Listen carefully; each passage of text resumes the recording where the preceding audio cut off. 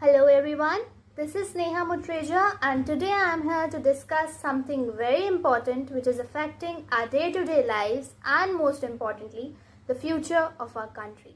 We all know that India has a rich tradition of imparting knowledge. The Gurukul was a type of education system in ancient India. Nalanda was the oldest university system of teaching on the globe. Learners from across the world were fascinated by Indian learning systems. Numerous branches of the knowledge system had their birth in India. Education was regarded as a higher virtue in historical India. Before pandemic, when offline classrooms education was there, where elements of engagement or one-to-one interaction existed, there always had been a widespread statement that our education system is inadequate, unsteady and non-beneficial. One of the most often used phrases after the pandemic is the term new normal. And in the field of education, the new normal is the use of online learning methods. Well, change should be consistent. As we are proceeding towards enlightening ourselves, we are contradicted from the root form of it. Basically, due to the advancement of technology. But my question is, if the offline education system was inadequate and damaged, are we mindful of the fact that what exactly happens during the online classes? With the spread of COVID-19, as many as 500 billion students were affected and their studies reached a deadlock.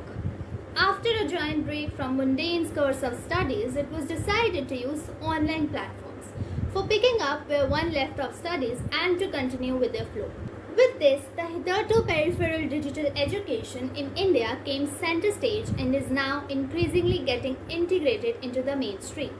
The National Education Policy released by the Union Government in July has also emphasized the importance of online education blended with the traditional model. Altogether, we have experienced plenty of windfalls of online classes, or I should say e-learning, but now the need of the hour is to cover the opposite side of the coin. There are some major shortcomings of e-learning and these problems frequently get avoided in online discussions. After all, who would want to put the brake on educational innovation? But being a student, I have encountered many issues with the same. That is why today I am here to bring this burning issue of online techniques and the worsening standards of the education system to your notice. To fight back the disruption and harm, educational institutes across the country adopted the digital mode of education as a solution to fill the void left by classroom teaching. But in your opinion, what do you think? Has the gap between the two bridged or has it got widened? The major challenge of online learning is disparity in access. From electricity and internet connection to devices like computers or smartphones, the government's Saubhagya scheme to provide electricity to households shows that almost 99.9% of homes in India have a power connection. The picture is less luminous if we look at the quality of electricity and the number of hours for which it is available. According to UNICEF, the COVID-19 pandemic has damaged the education system around the world, affecting nearly 90% of the world's student population. In India, over 1.5 million schools got shut due to the pandemic, affecting 286 million children from pre-primary to secondary levels. This adds to the 6 million girls and boys who were already out of the school before COVID-19. This turmoil in education has drastic economic implications too. In this new normal, social distancing or physical distancing are the term which I don't think anybody would be unaware of. But have you heard about social isolation? The online education tools used nowadays tend to make participating students undergo contemplation, remoteness and lack of interaction. As a result, various students and teachers who inevitably spend much of their time online can start encountering signs of social isolation.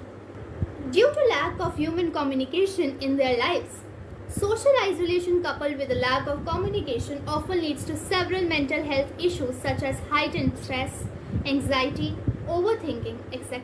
One more flaw of online learning is the lack of communication skill development. Due to the absence of face-to-face communication between peers, students and teachers in an online setting, the students might find that they are incapable to work effectively in a team. Neglecting the communicational skills will certainly lead to numerous graduates who exceed in theoretical knowledge but who fail to pass their knowledge on to others. Moving forward, one of the biggest weaknesses of e-learning is cheating through several methods. Compared to classroom exams, online students can cheat during their exams more effortlessly as they take assessments in their environment with their personal smartphones or computers. In the absence of teachers or invigilators physically, students taking online assessments might be able to let a third party take the examination rather than themselves, resulting in a dishonest test result.